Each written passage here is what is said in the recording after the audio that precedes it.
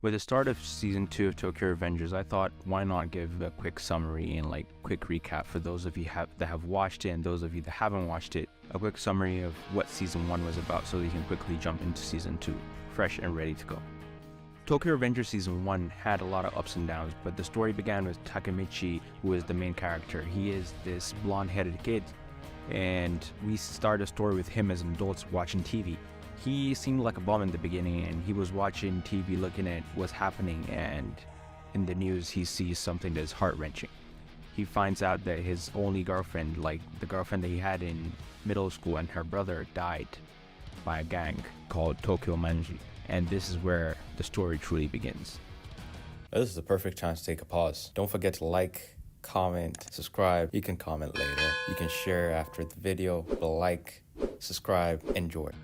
So Takemichi, after he realizes that she is dead, he goes on his life as you expect from somebody that hasn't seen a person in over a decade.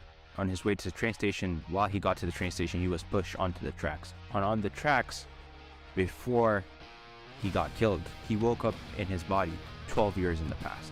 And he was thinking this is obviously just his mind doing brain things, it's just going over his life, and as he said, this was the peak of his life. Middle school was the peak of him. He peaked at middle school, and he just wanted to go over that, and he thought it was just his mind just comforting thoughts, and he thought that was it. So he didn't really think anything much of it until a lot of things started happening the way it happened in the past. He wanted to see Hina's face one last time again, his old girlfriend. He wanted to see her face, even though this could be just his brain giving him his last thoughts before he died. He wanted to see her face again, so he went to her house and he saw her, and there was this nice moment that they had. And after that, he went to the park just to go over his mind. Then he saw these kids bullying a younger kid. He protected the younger kid. Lo and behold, it was Hina's brother. And they spoke, and he was like, just in case this is not my brain screwing around with me, you and your sister are both gonna die 12 years from now. ぶっ飛んだ話だけどよ。長え夢見てるだけかもしれねえ。12年後の7月1日、お前の姉ちゃんは死ぬ。その時、お前も一緒に死ぬんだ。Just in case, I'll remember that he said make sure, and they shook on it. When they shook hands, now Takemichi came back to the future, and that's when he truly realized this was not his brain screwing around with him. This was actually the reality. He has a superpower of teleporting into the past. And now he had a mission to protect the girl that he had a crush on in middle school. He was working now with her brother because her brother became like a conduit for him to teleport into the past. And this is where it truly begins to get interesting. So we now see the mission of the story to protect her from meeting Takemichi. And Takemichi was this massive, elaborate organization. And when we get shown the characters that are in the Takemichi, so we have to protect her from meeting any of them and see and monitor them, maybe even fight against them meeting one another. So at the top of the pyramid was the president, who was Mikey, Sano Manjo.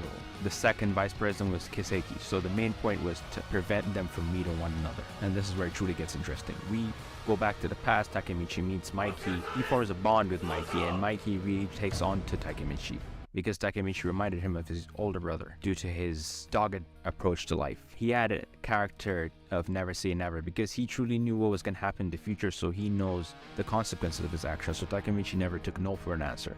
He fought, regardless of the harm to his body, he just kept on fighting, and Mikey really loved that. We met Mikey, and his right-hand man then was Draken. In the future, Draken died, so that's what broke Takemichi. So Takemichi decided what he needed to do was save Draken, prevent Draken from dying. Maybe that's what's going to hold Mikey, because it seemed that Draken was his crutch. So he did that. He protected everybody. He goes back to the future, but Draken now is in death row because of Kisaki. So now he needed to protect Takemichi from Kisaki. So he goes back to the past once again to fight against them. He tells them that, hey, we can't allow this guy to join us. But they had a war on their hands, and they could not stop themselves from accepting Kisaki's help, because Kisaki came in with 100 soldiers, 100 needed soldiers, and Mikey could not say no to such support. So he accepted Kisaki into the fold. Kisaki came in, they fought against Valhalla. Valhalla didn't have a leader. It was the headless angel. they had the second in command and the third in command. The third in command, who was Kazutora, who was a founding member of Toman, Tokyo Manji. So there was history there, and Kazutora was trying to get Baji, who was the number one commander of Toman, to join Valhalla. Things started getting tricky because there was history between all of them, and Baji joined in order to protect Mikey. But Kazutora lost his mind, quote unquote, because he was the reason why Mikey's brother is dead.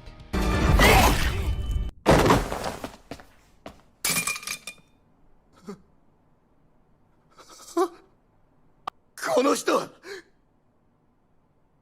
マイキーの兄貴なんだよ He killed Mikey's brother, and that's why he ended up in juvie. In the war versus Valhalla, Baji died. Baji was trying to play against everybody and like play the super spy to go back and take down Kisaki. But he wasn't able to take down Kisaki. Kisaki planned ahead, and Kisaki was the mastermind of the entire thing. And Mikey was going to lose his mind after he killed Kazutora, but he didn't kill Kazutora because Takemichi prevented it. And after that, Takemichi started getting more clout, and at the end of this arc, Takemichi became the first division commander after Baji died in that war. And at the end of the season, they go back to the future. Takemichi is the first division commander. Now he has clout, and they're sitting on the round table. And on the round table, all the big shots are there. Kisaki comes, Kisaki's at the top, Mikey is nowhere to be seen, Draken is nowhere to be seen. Kisaki kills Shifuyu, who is the right-hand man of Takemichi. And this is where season 2 truly begins. Don't forget to like, comment, share, subscribe, thumbs up.